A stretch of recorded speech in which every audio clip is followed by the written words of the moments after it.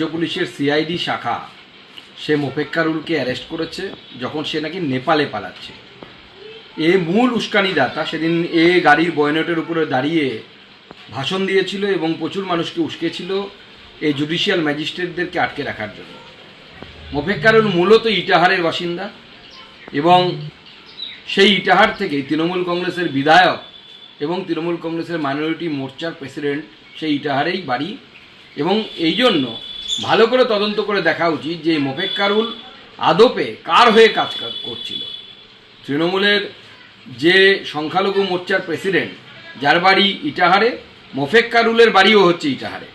তো এই ইটাহারের দুই ইটাহারবাসীর মধ্যে কোনো যোগসূত্র ছিল কিনা এবং কোনো প্ল্যানিং ছিল কিনা খতিয়ে দেখা দরকার।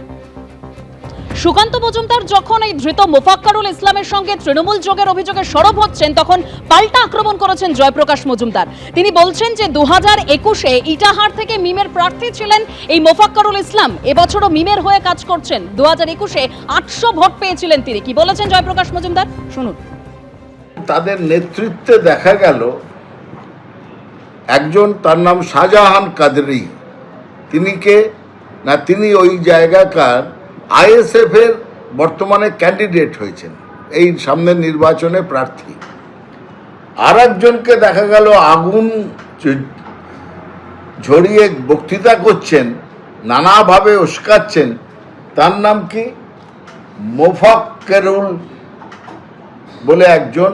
মোফাক্কেরুল একজন বলেন পেশায় আইনজীবী, আসলে 2021-এ তিনি মিমের ক্যান্ডিডেট ছিলেন ইটাহার থেকে, এবছরও মিমের হয়ে কাজ করছেন। তো সেই মিম বলে পার্টিটা পশ্চিমবঙ্গে নেই, কোনো 800 ভোট পেয়েছিলেন 2021-এ। এই মোফাক্কেরুল 800 ভোট পেয়েছিলেন ইটাহারে। আজকে যখন ছবি দেখে পরিষ্কার কারা কারা উস্কিয়েছে, আইএসএফ এবং মিম, এরা হঠাৎ আসলো কি করে, হঠাৎ এই কাজে নামলো কি করে, এটার পেছনে রহস্য উদ্ঘাটিত হয়েছে।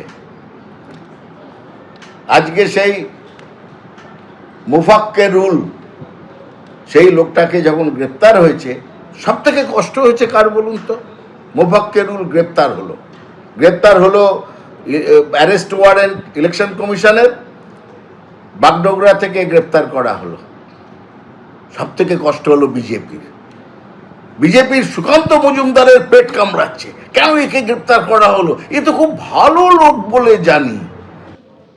এবিপি আনন্দ, এগিয়ে থাকে, এগিয়ে রাখে।